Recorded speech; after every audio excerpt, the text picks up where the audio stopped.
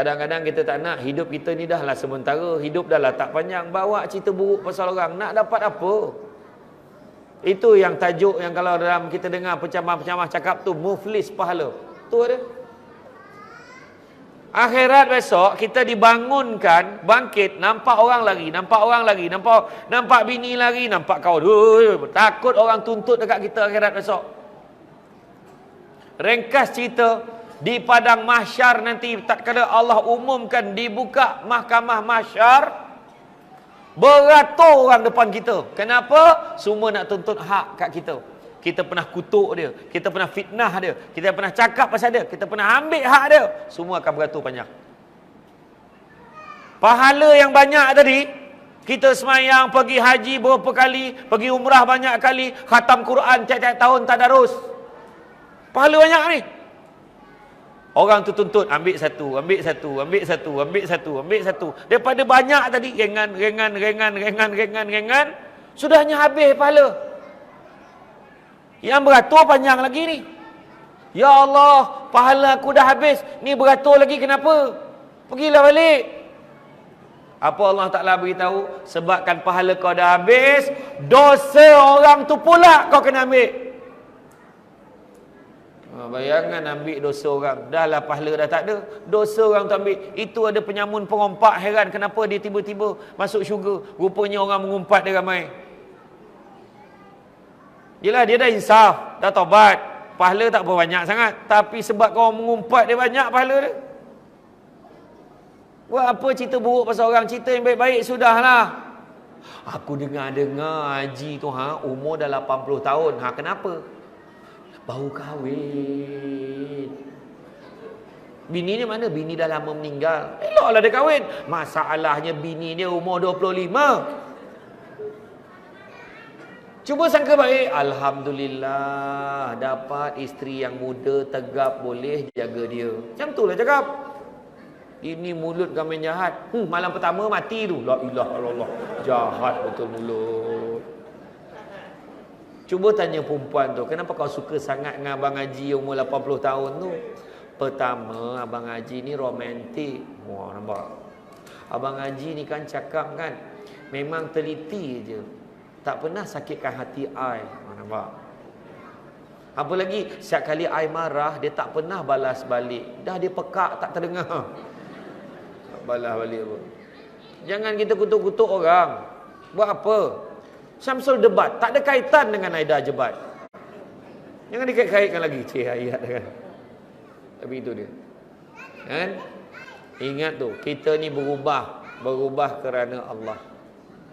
Belajar, Yang keempat, setelah menjadikan akhlak kita baik dalam ibadah, yang keempat, mestilah dengan niat ibadah.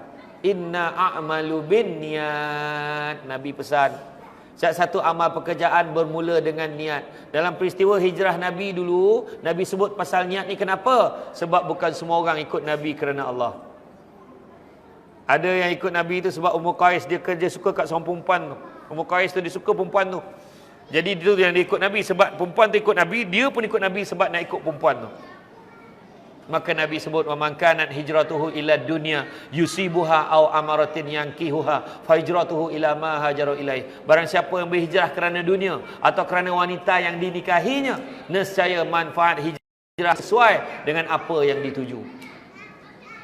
Kalau kita niat sebab nak glamour lah. Kalau kita buat sesuatu tu sebab nak dapat orang kenal kita, memang dapat orang kenal. Kenapa kau buat baik sangat ni? Biar dia suka kat aku. Sama ada suka tak suka tu belum tahu. Tapi tu je lah yang kita dapat. Itu sebab apa pun niat kerana Allah. Dalam surah An-Nisa ayat 100, Allah Ta'ala beritahu, wa man yuhajir fi sabilillah yajid fil ard muraghaman katsira wa sa'ah.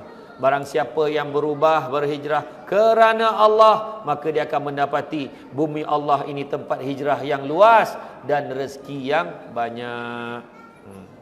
Ya, ingat tu 4. Tu sebabnya kadang niat kita ni penting. Apa juga yang kita buat, kita berada pada malam ini, niat tu penting supaya tak sia-sia amalan kita.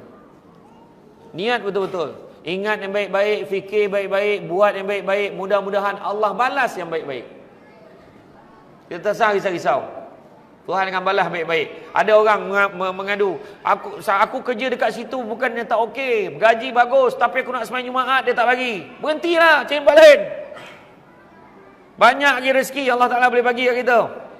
Dah kita mengayu pun dia tak bagi, dah sampai masa dia tak bagi. Mana penting, Allah ke apa? Dia tak bagi kita sembahyang, apa hal?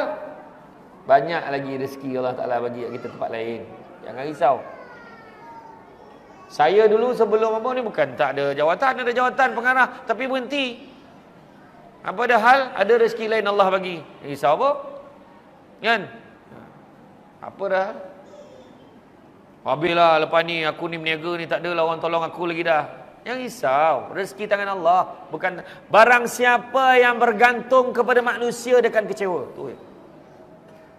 Ingat tak saya cerita dunia tadi? Pertama harta, iaitu rumah, kereta, duit sementara. Kedua, kuasa, pangkat, kedudukan sementara. Sampai masa orang lain pula. Jadi ketua kampung tak selama-lama jadi ketua kampung, orang lain pula ketua kampung. Ketua lorong, pengetua, guru besar, pegawai-pegawai tinggi, sampai masa tukar. Paling tidak sampai masa pencen. Paling tidak mati huyub, sadaqallah lazim. Ganti orang lain. Sementara kita berhenti kerja, aku nak berhenti. Kejap je iklan, ada orang lain nak ganti kita. Ada apa? Sementara sifatnya. Dan begitu juga wanita ataupun pasangan kita, cinta pun merupakan satu sifat sementara. Kita sayangkan suami kita, sayang isteri kita, tapi itu hanya dunia saja. Melainkan kita mendasarkan kasih sayang kita kerana Allah. Macam orang lelaki lah, nak kahwin lagi, nak kahwin lagi. Bini tanya, kenapa abang nak kahwin lagi? Abang rasa abang mampu. Marahlah orang perempuan tu. Kenapa abang nak kahwin lagi? Abang rasa abang bertemu dengan cinta hati abang. Marahlah perempuan tu. Cuba jawab, kenapa abang nak kahwin lagi? Kerana Allah. Barulah orang perempuan setuju. Betul tak? Tak setuju juga. Saja je test kan. Pada orang perempuan dia bukan sunnah tu, jenayah. Seorang pun tak terjaga nak lebih. Betul tak orang perempuan? Oh yang tu kuat jawab, mak. Tak adalah. Kadang kita lupa niat kerana Allah tu terlupa. Sedangkan niat kerana Allah barulah ada manfaat. Ini niat kerana dunia tak dapat apa. Tak dapat apa.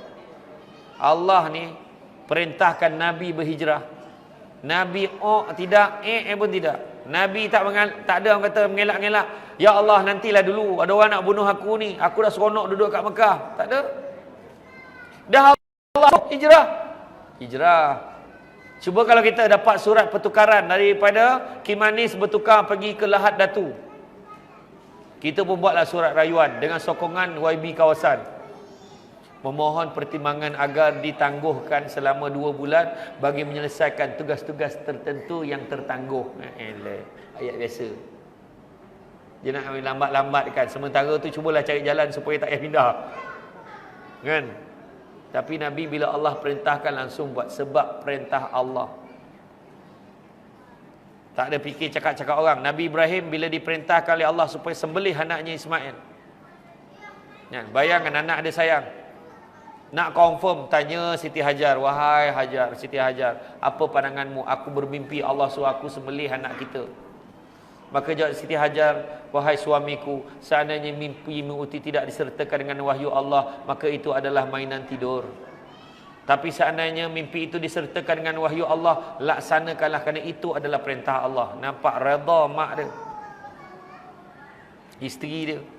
Tanya Nabi Ismail, wahai Ismail, aku nak sembelih kau. Aku dapat mimpi kena sembelih kau. Apa pandangan kau, wahai Ismail?